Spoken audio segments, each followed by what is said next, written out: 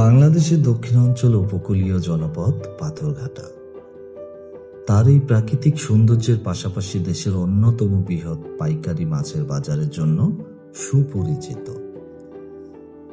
বঙ্গোপসাগর ও আশেপাশে নদী থেকে প্রতিদিন শত শত মাছ ধরার ট্রলারে টাটকা মাছ নিয়ে এই বাজারে ভিড় জমায়। সারি সারি ট্রলার, জেলেদের ব্যস্ততা আর মাছ নামানোর দৃশ্য এবং ক্রেতা বিক্রেতাদের দর কষাকষিতে পুরো এলাকাটা প্রাণচঞ্চল হয়ে ওঠে। ভোরের আলো ফোটার আগেই শুরু হয় মাছ নামানোর কাজ। ট্রলার থেকে ঝাঁকে ঝাঁকে রূপালী ইলিশ সহ বিভিন্ন সামুদ্রিক ও নদীর মাছ বাজারে আনা হয়।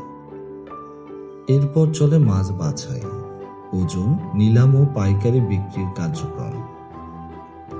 দেশের বিভিন্ন জেলা থেকে আসা আড়তদার, ব্যবসায়ী ও পাইকাররা এখান থেকে বিপুল পরিমাণ মাছ কিনে ট্রাক, পিকআপ ও পরিবহনের মাধ্যমে দেশের বিভিন্ন প্রান্তে পৌঁছে দেন। পাথরঘাটা এই বাজারে শুধু দেশের মানুষের চাহিদাই পূরণ করে না, এখানকার উন্নত মানের ইলিশ ও অন্যান্য সামুদ্রিক মাছ আন্তর্জাতিক বাজারেও পৌঁছে যায়।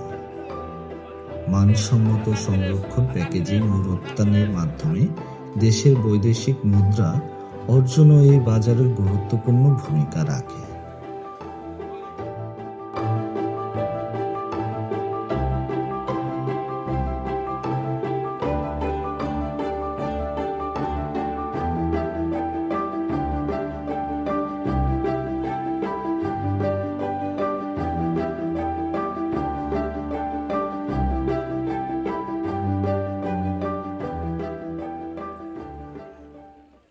মাছ কেমন আছে কাকা?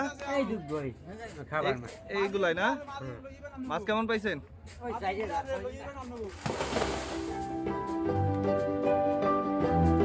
4000 মাছ পাইছেন না?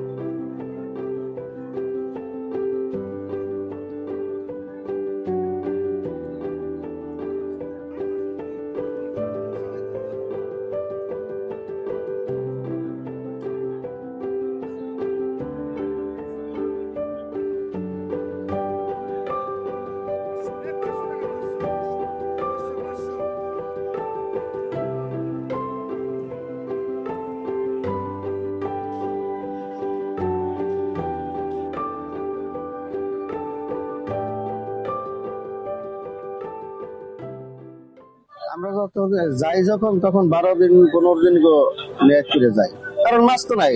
আমার কতদিন ই করা লাগে কোনো গ্যারান্টি দেওয়ার। আগে বড় ইলিশ পাইতাম, এখন বড় ইলিশ তো নাই বললেই চলে।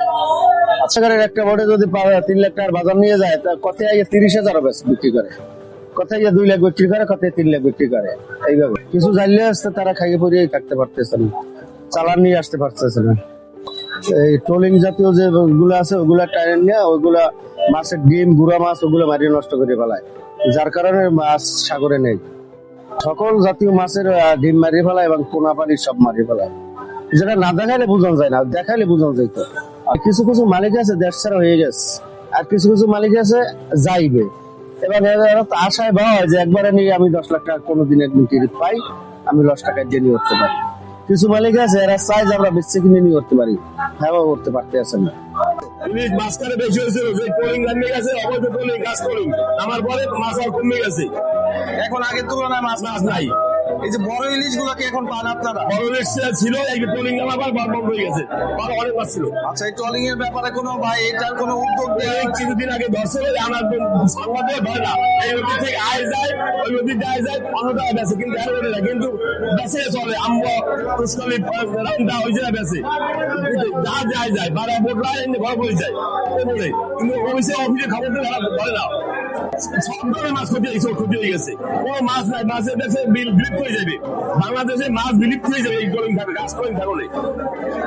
আমি যখন প্রথম জীবনে শুরু করছি জাল দেওয়া, সে সময় 2 কেজি 1.5 কেজি 1 কেজি নিচে আর ইলিশ পাইনি। হ্যাঁ, এই ধরনের ইলিশ পেয়েছি প্রায় 40 বছর পর্যন্ত আমি এই জেলে ব্যবসা করি।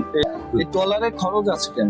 ট্রলারে আমাকে প্রত্যেক ট্রিপ 2 লাখ 3 লাখ 4 লাখ এই বিল খরচ হয়। এই খরচ ওঠে আপনাদের? না না, ওটা তো উঠেই না, সব ট্রিপ ওঠে না, হয়তো বাতলার ভিতরে 2টা হয় 5টা হয় না। কাঠবডিতে ট্রলিং করছে হাজার লক্ষ লক্ষ, বুঝলেন, যে আমরা নদীতে যাই জাল ফেলবো, এমন কোন সিস্টেমই নেই। জাল মালিক 500 ফুলের জাল দিলে 400 ফুলের ট্রলিং এ কাটিয়ে বসে গিয়া কি করে দিয়া যায়, জালই তো পাইতে